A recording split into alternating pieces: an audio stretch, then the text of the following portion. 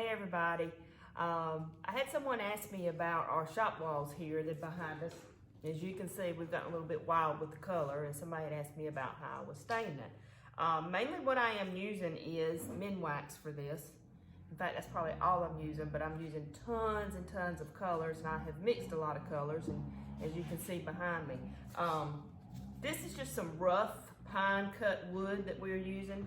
Obviously, whatever wood you use, it's going to take the stain differently, but that's what we're using here.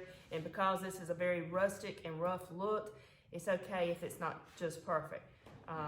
So to show you to start with, I'm using, this is all semi-transparent by the way. This is rustic beige. So now, let me find my brush. Here we go. Thought I had lost my brush. And I'm putting just a little bit on here. You can go heavier if you want a little bit of darker color. Let's see if I can hold this board up for y'all to see.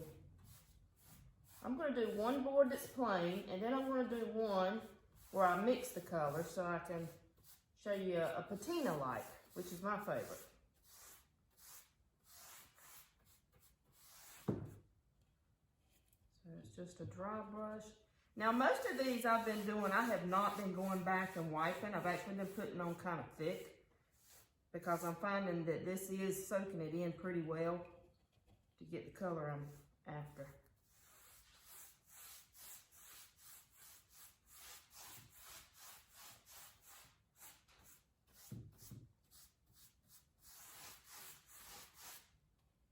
I like this rustic beige here. It's actually one of my favorite ones.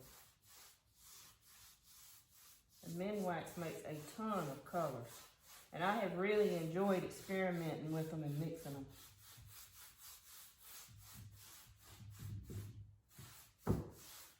We actually have pine wood floors in part of our house.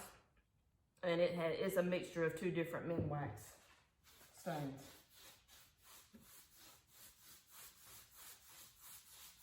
I don't remember which, because it's been a long time.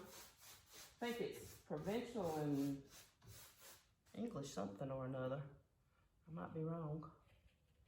It's been so long ago.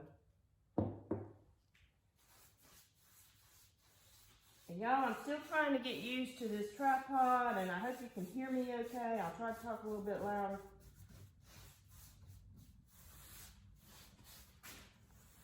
So, the good thing is if you mess up, you can always flip this board over and start again. But I'm actually going to go back and wipe this one a little bit because I'm trying to get a lighter color. And I want some of the graining of the board to show through. And like I said, I put this on pretty thick. But you're going to see in a few minutes it's going to dry and look a little different here.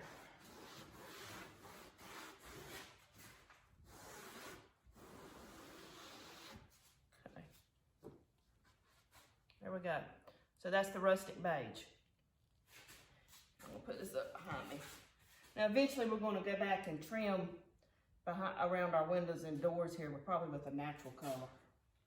So let me just pop that up there, and then we'll get another board and we'll mix one.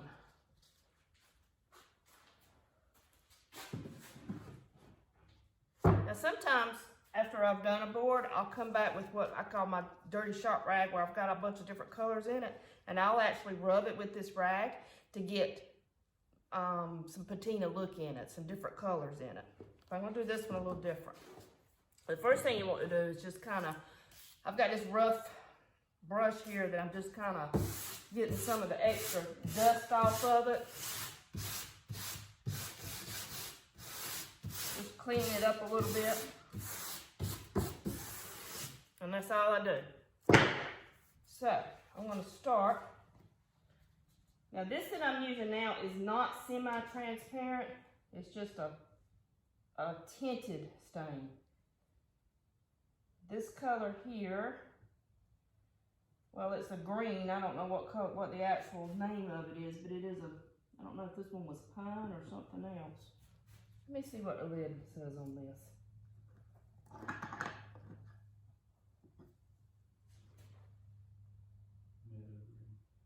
Yeah, it's a metal green. And I'm just gonna do just little streaks of it here and there. Kind of with my green. Just in different little spots. Now, you see this hard knot here? Obviously that's not gonna take stain like everything else, but that's a good thing. You don't want it to. You want it to look, or at least I do, want it to look kind of natural. So I'm just putting a little bit of green on here. And sometimes I like to work out of my lid too, just like when I'm doing paint. If you want to, not so much on it.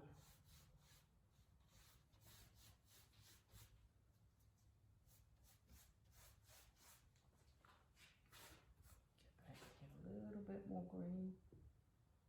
I got very little on this brush. But this green goes on a little thicker because it's not the semi-transparent.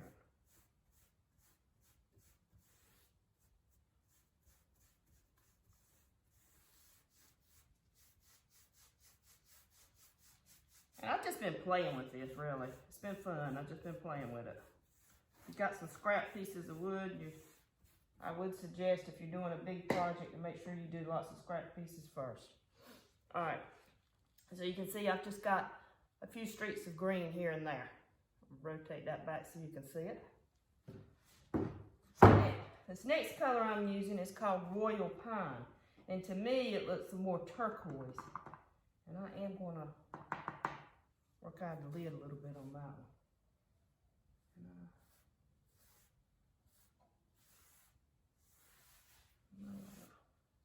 Oops, got a little bit thick right there, so let me just wipe that in a little bit.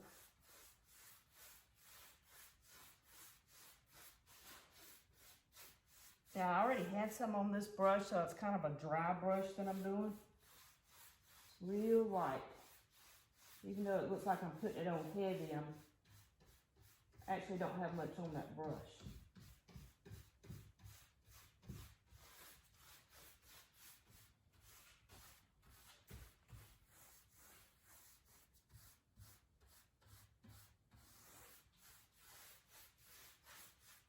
Just a little bit more up here on this edge.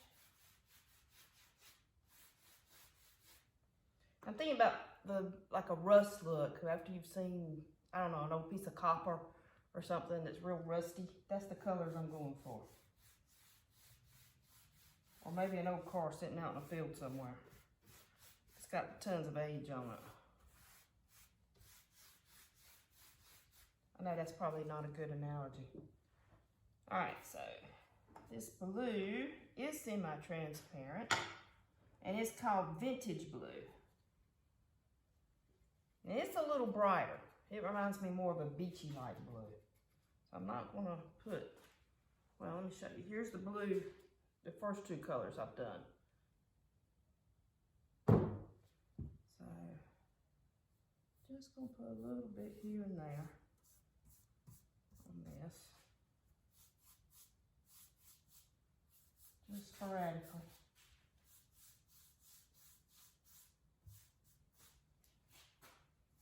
Not much. It looks pretty against that green though. Okay, that's all I'm gonna do on that one. I'm gonna wipe this a little.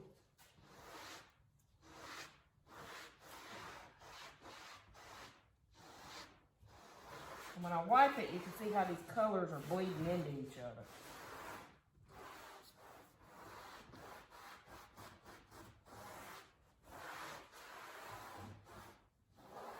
Plus, that's going to help it dry in between my next coat, and I won't be cross-contaminating my colors so bad.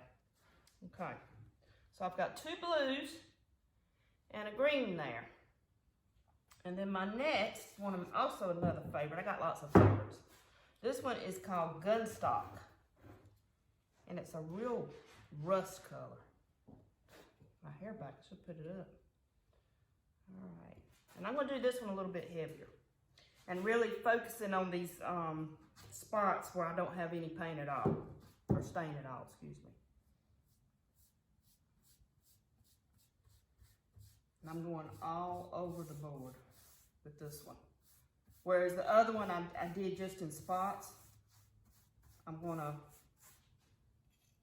I'm going to focus on the lighter part, but then I'm eventually going to go back and do the entire board in this gun stop.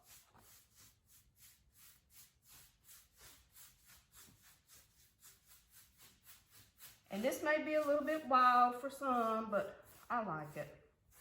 Just depends on what you're doing. I think this would be great for an accent wall in a bedroom or any room, living room. Got pretty colors in it. Pretty, pretty, pretty.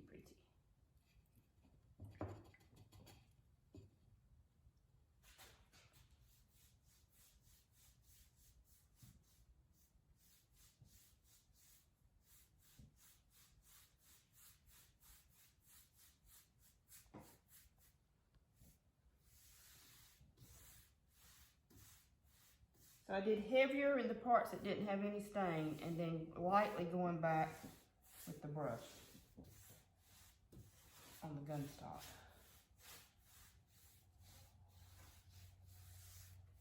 Now, let me take my rag and wipe this a little bit.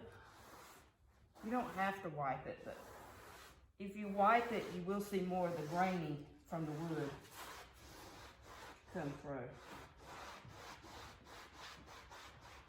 Oh yeah, that's pretty. Pretty. All right, let me see if I can get a closer look. So that's what that looks like. And then, of course, you can see how that knot didn't take it, but that's okay. Just gave it a real pretty patina color to this board. Almost looks burnt like. So I think that's going to be a nice addition to the wall. We're stacking them up and getting them ready. So that's pretty much it, y'all. It's real easy, real simple to do. It's fun to do. Don't be afraid to play with the colors. And I can't wait till we get this project done. See ya.